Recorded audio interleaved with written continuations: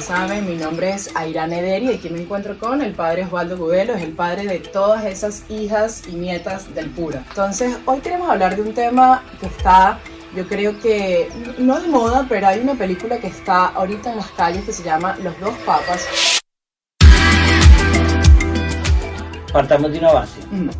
Esta película nace de una entrevista que se le hace en un momento determinado al Papa, pero esa reunión que plantea la película de los dos papas es totalmente ficción. Eso nunca ocurrió.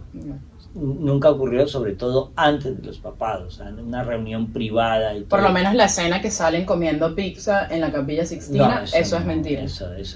Eso es para recrear Okay. un poquito, pero lo que sí vale la pena de la película Okay. son los primeros 15 minutos. Ese paseo de ellos dos a través de los jardines del Vaticano, donde están hablando, y lo que vale la pena es porque se reconstruye la teología, los puntos de vista de los dos, desde un diálogo, un diálogo obviamente ficticio, pero se construye tanto el punto de vista del Papa Francisco como el punto de vista teológico de Benedicto XVI, y es un gusto ver el diálogo muy bien escrito. ¿Y cuáles serían estos dos puntos de vista? ¿Uno que es muy rígido o...? No, es lo que estamos viendo. Benedicto es uno de los grandes teólogos que ha tenido la Iglesia en toda su historia, que lo podemos ver en sus libros de Jesús de Nazaret. Ahí es cuando nosotros entendemos la belleza de lo que significa Benedicto XVI en los últimos 40 años de la Iglesia. Hay que entender una cosa. Benedicto es un hombre supremamente intelectual, es un hombre de mucho estudio, y él plantea siempre toda la vista en un nivel muy global de toda la Iglesia. A él le cabía la Iglesia en su cabeza, y durante todos sus años al lado de Juan Pablo II, él fue uno de los que...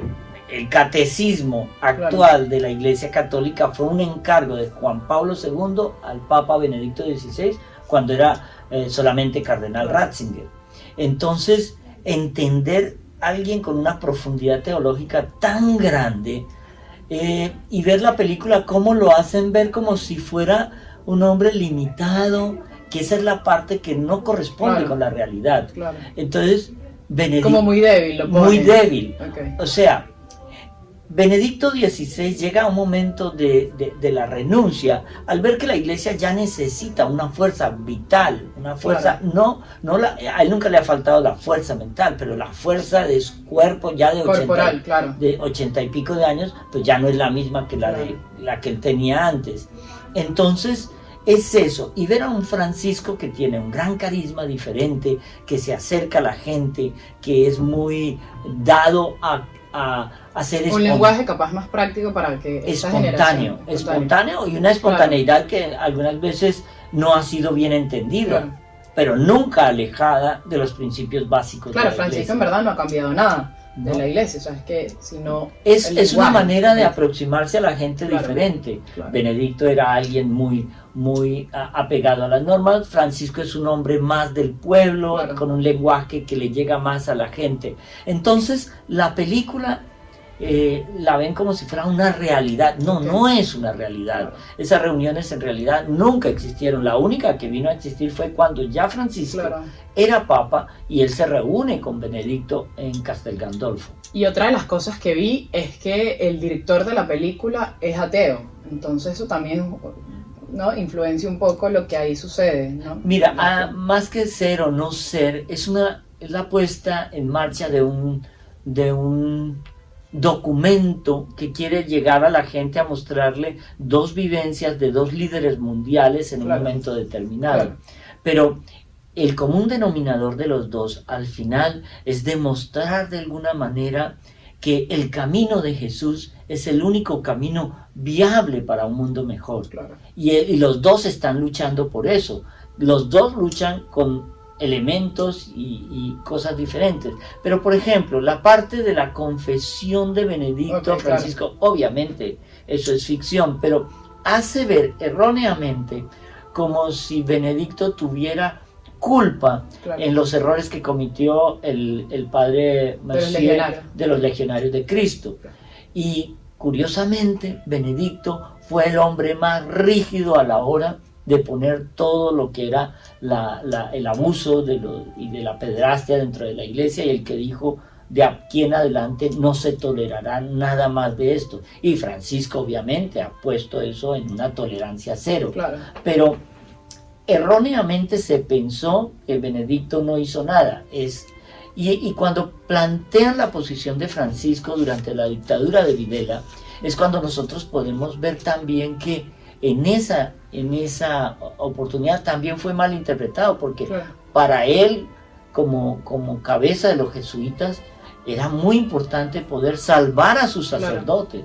Claro. Se presenta de nuevo la misma confusión de lo que fue en un momento determinado entender qué pasó con el Papa Pío XII durante la Segunda Guerra Mundial. Él defendió millones de judíos, ¿cómo? Conservando la prudencia. Si él se pone a luchar de frente, claro, contra Hitler, no habría podido salvar cientos, claro, de miles de judíos. Y usted como sacerdote católico, ¿qué opina de que la gente esté viendo esto? O sea, puede ser algo a alguien que no sea capaz católico. Puede no ser de una ayuda, pero si la gente leyera un poquito más, esto es una invitación, por ejemplo, claro, a leer más ese libro de Jesús de Nazaret, del Papa Benedicto XVI, o leer la última encíclica del Papa Francisco, donde estamos hablando que llegar a la iglesia es llegar con felicidad. Ser católico es entender la felicidad de Cristo en el alma humana. Y muchas veces no entendemos que tocar el corazón de la iglesia es conocerla, indagarla, escudriñar las escrituras. Esa es la mejor manera. Películas como Los Dos Papas nos pueden ayudar. ¿Sabes qué es lo interesante? Que esta película puede ser como ese bocadito de prueba, claro, de lo que hay detrás de, claro, la iglesia, claro, que es una belleza. Capaz te crea esa curiosidad de saber más. Y entonces, por eso estamos haciendo esto. Así que... por aquí me tienen una pregunta, ya no se ve, Valentina. ¿Por qué Benedicto renunció? Ok, eso es una interesante pregunta. El padre Francisco, el padre español, ha dado varias directrices bien interesantes, pero lo principal es que se unieron una serie de elementos. Al Papa Benedicto le dolió mucho lo de la traición de su secretario privado, okay, cuando filtró los documentos, okay, pero cuando nos vamos a analizar los documentos filtrados en los Batilix, nos damos cuenta que ningún documento ataca a nadie, ningún documento nada es secreto, mejor dicho. Era lo que él estaba haciendo. Era como él le decía a la gente: tolerancia cero, el que cometa un error se va. Eso era todo. Pero la traición, unido al ataque mismo dentro de la iglesia, unido a muchos efectos, pero sobre todo a la debilidad ya de su salud para enfrentar los retos que requería en un momento determinado la Iglesia Católica.